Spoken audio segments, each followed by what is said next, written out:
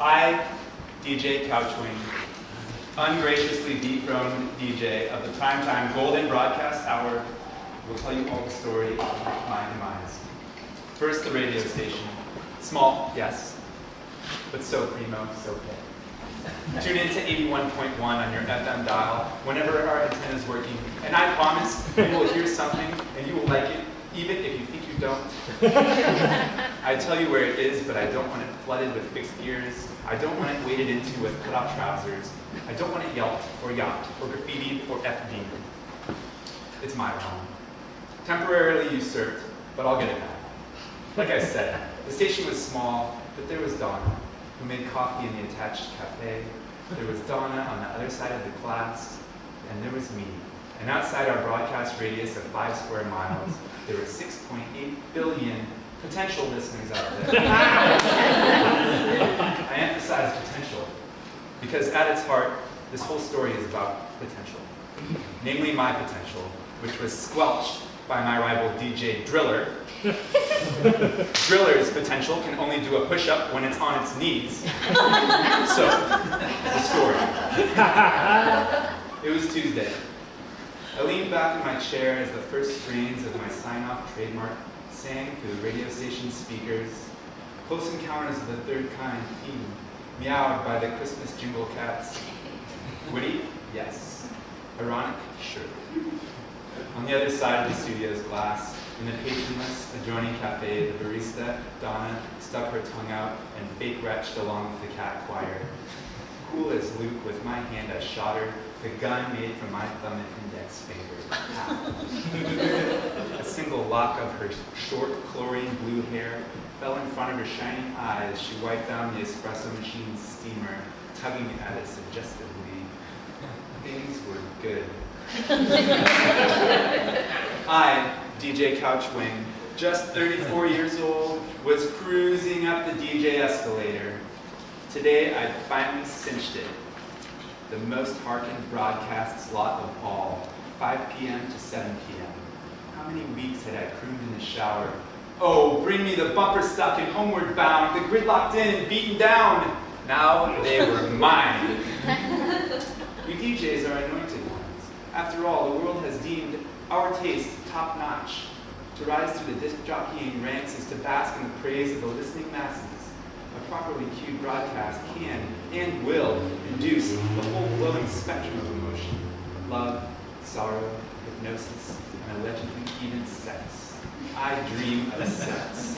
As, culling from the muck and dirge of wheedling indie bands and noise fuzz wannabes, my longing privates cry, oh, lick the sweetness from my breakbeat thighs. I comb the honey tree to play you the best.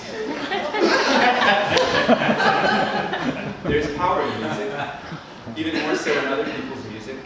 Why waste time learning and practicing when you can just hit play? And that is where the true test comes. For anyone can just hit play, but only the greats get paid. The only thing blocking my rise through that station's ranks was my great nemesis, DJ Driller. Driller, the nephew of the station's owner. Driller, with his pop, his techno, his Coldplay, and his Keisha. Driller, with his 20 countdowns to platitudination. Always playing what's safely determined as fashionable, never taking a risk. But that smarmy spinner had finally fled back east from whence he came for his freshman year of college. Driller's privileged summer reign was over.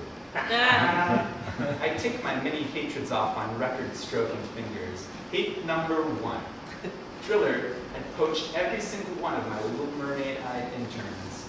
Every single one. Well, except for Donna. But she is a lesbian, so that didn't count. Dear Donna, I'd amputate myself for you. Hate number 2. Driller once hijacked my digital playlist, played it backwards at double speed on air, then corrupted the file. My most honeycombed playlist ever, mocked and played before the world's upset ears. Hate number 3. Driller only had a primetime slot because his uncle owned the station. He hadn't even interned. He never did his time. And hate number 4, Driller had, during one of his shows, auctioned off my reproduction Mao jacket for 7 measly PBR tall boys.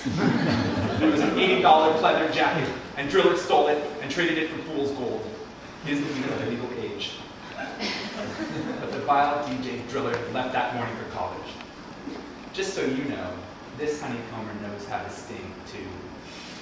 Peaceful spin master that I am, I'd sent him a parting gift fit for the king of the douchebag kingdom. I called the airport, made some arrangements, set some processes in motion.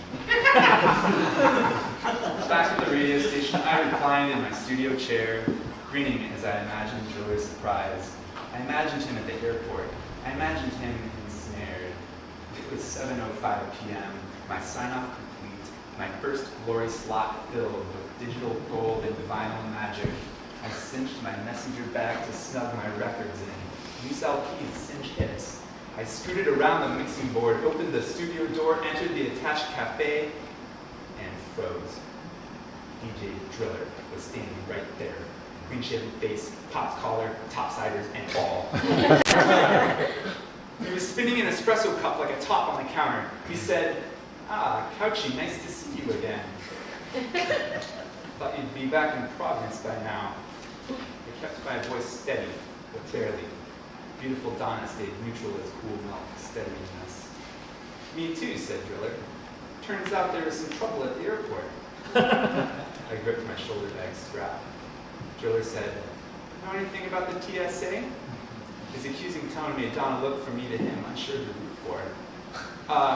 Just that they keep terrorists off planes." "Know why they might think I'm the terrorist?" Driller didn't wait for my answer. "Because it turns out I'm on the watch list. Someone made a phone call and put me on the watch list." My sweating palms were slipping like greased schlitz down my messenger bag strap. "Good thing," said Driller, "that I've got a cousin in TSA management, Rocky Mountain Division.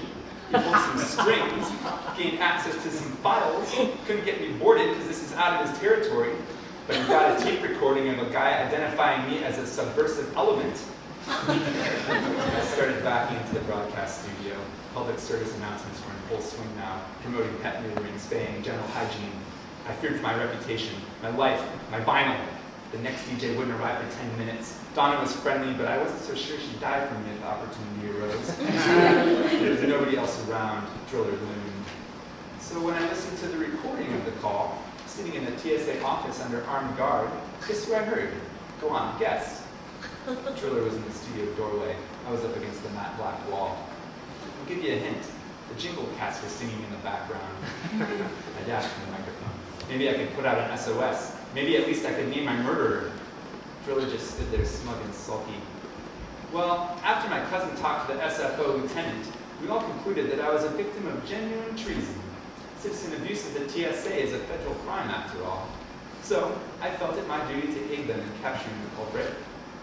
The small station cafe darkened as outside 3 navy blue vans halted at the curb, eclipsing the lone window. Driller's last words, "It's curtains, Couchy." My last words, "Coolness can't be purchased. You can take my freedom, but you can never buy my taste."